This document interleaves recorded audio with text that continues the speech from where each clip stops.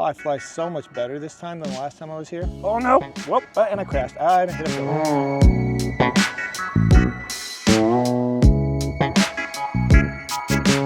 Now the last time I was filming here was really awesome, and I've done a video that you can go check right there to learn more about Lake Dolores Water Park and all the details, how it came to be and how it is the way it is now. It is a trip walking up these stairs. There's no guardrails anymore, but it all makes for such good flying environment that I just thought, well, there goes an Avata 2 right now, that I just thought this would be such a killer place to really put these two side by side to the test so that I can get, whoa, this is trippy. Water used to get pumped up through here, into slides here, and then you slide down. Woo, crazy.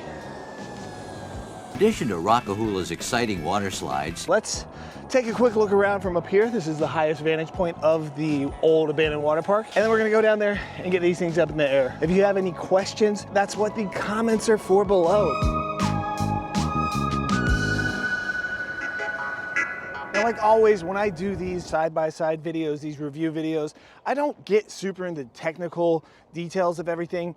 I do it more by feel and what most of us are gonna notice. And we have the Avata 1 and the Avata 2. We're gonna go over a few of the physical features that I noticed, then we'll take them both up in the air. Basically, from everything I understand, that the camera on the Avata 2 is basically just the Action 4 with that 1/1/3 sensor, where this is more like the Action 2. We'll test that theory as we do the footage side by side, and I try to fly them in a similar pattern through similar situations. Now, I have done a ton of videos with the Avata 1. You can check the playlist there. They're 5-blade props. Got a lot of use in this. You can see all the grass stains. The first thing I noticed just on feel is honestly the plastic on the Avata 2, especially if we remove the batteries, it feels very brittle and more plasticky. Don't know if that's gonna help it bounce off of things or what, but it definitely feels different through the body. Around the props, it feels pretty similar. I think it's just because it's that same plastic through the body that makes it feel sort of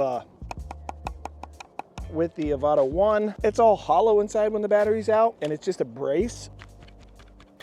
You can hear the difference. This battery pops in, and you got to push this little tab down here to get it to stay in. This battery has two little push-ins here and slides in. You can see that the Avata 1 is higher up, so the center of gravity is going to be different, so it's going to have different flight characteristics. It's got the 5-blade props versus 3.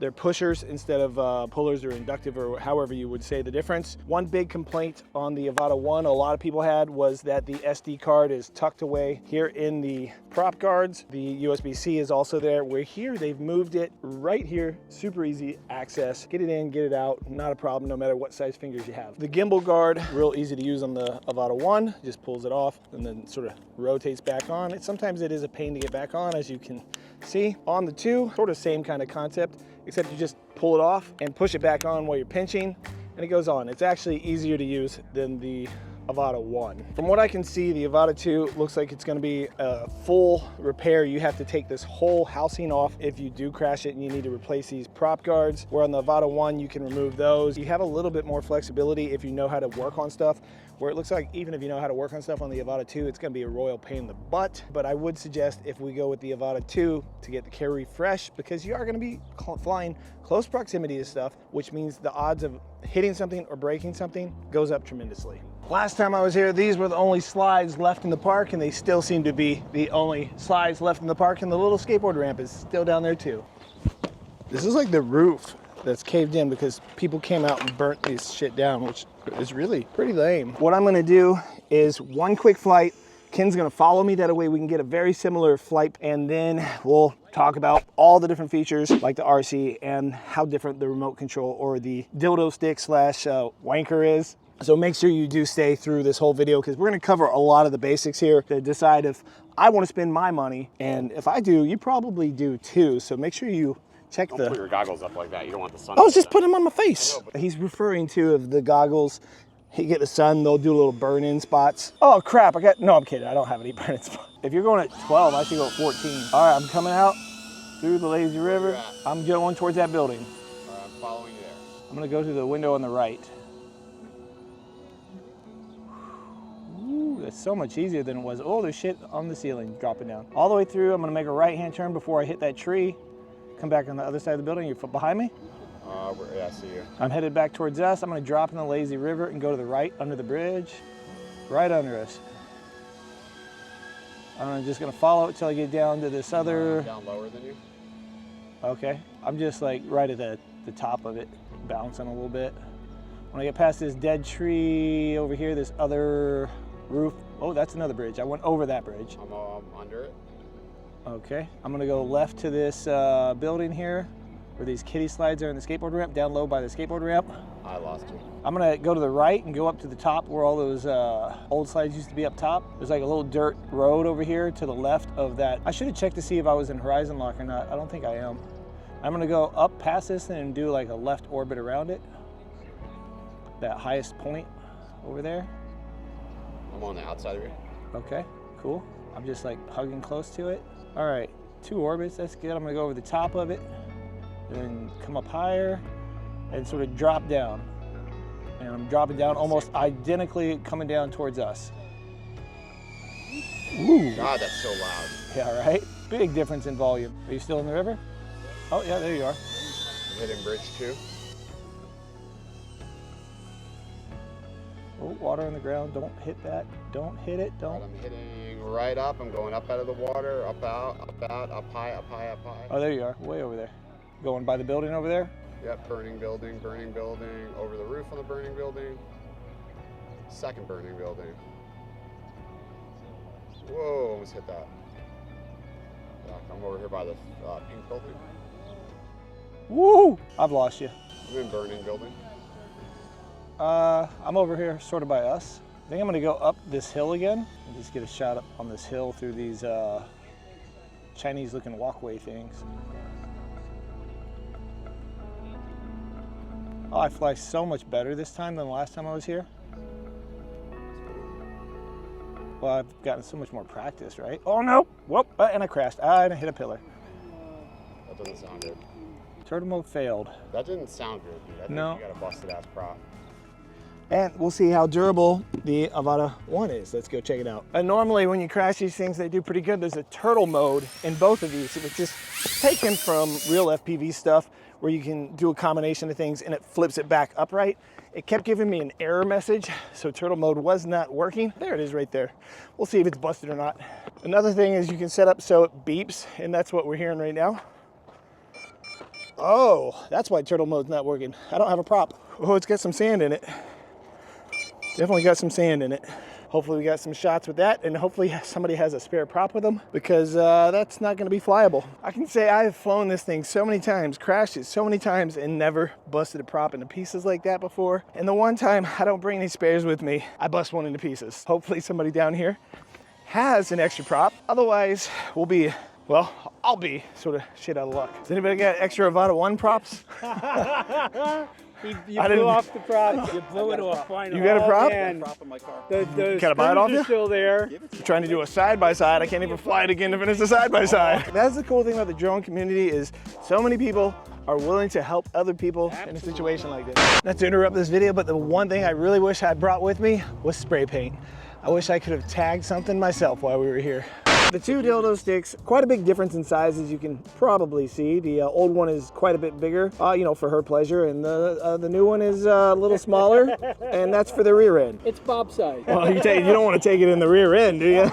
One's for the front, one's for the back. There are quite a few differences. There's no joystick on the one that I have. I can't remember if the next version had one or not. So the Motion 2 has the joystick, and the backwards ability was sort of like what you see here. And when you're turning, you just sort of lean them. Same with this one, you lean them like so. You push this as an accelerator. There's a little bit of a play right here on the new one before you get to the acceleration, and you can push backwards like this to go backwards. You can't push backwards on the Motion 1. It's got the brakes and it's got the other features. You tilt the drone with this little slider here, or the gimbal. This one has a scroll wheel, which I assume does the same thing. You've got your record button on the side. Your brake button is not red on this one. It's orange on this one, not red. They're basically the same. There's a few features in the new one that make it more advanced. Size is really the biggest visual thing that you can tell, besides a few extra buttons and scroll wheels. So if size matters, which one's the right one for you. Well, now Ken has graciously, even though I've had a propeller blow up, he's gonna let me fly his full manual. Let's see if I can destroy his. Let's not. I'd prefer you not, but. Hey. Oh, so here's something with the RC. Let me tell you, the antenna is built in on the first one.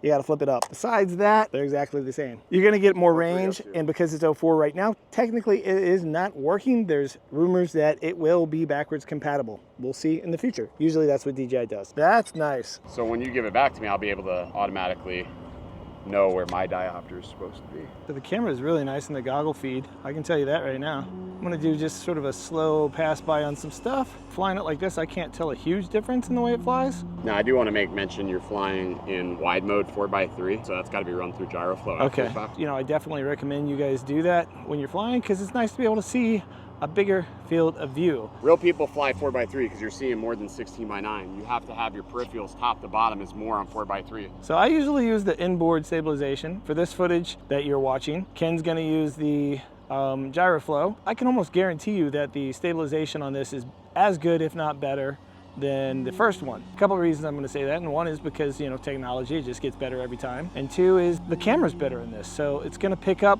in low light better than the other one does, as well as shadows, which is going to help with stabilization. And I know that because I've done a snowboarding side-by-side test in low light, and I proved it in that, how much better the actual stabilization does because it can pick up a little bit more light in those darker situations. It flies really smooth, and I'm getting no breakup. When I went over here with mine, I got a little bit of breakup. I'm not seeing anything on this one. And just like the other ones, you can flip it in normal. We're gonna go mess with Ken. And when I put it in normal, it's flying sort of like a Mini would or a DJI Mavic. So your joysticks are working totally different. Let's see if he gets what I'm doing. I'm hoping he'll grab it and just take it out of the air.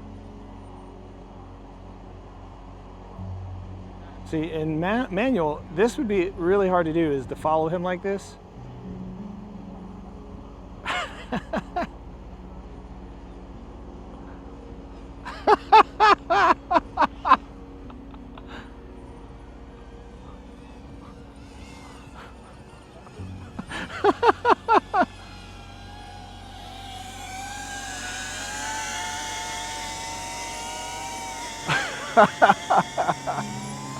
Oh shit. Yeah, it's me. I was waiting for you to grab it and turn it off. And it still has that emergency feature where if you grab it, you flip it upside down, it shuts off.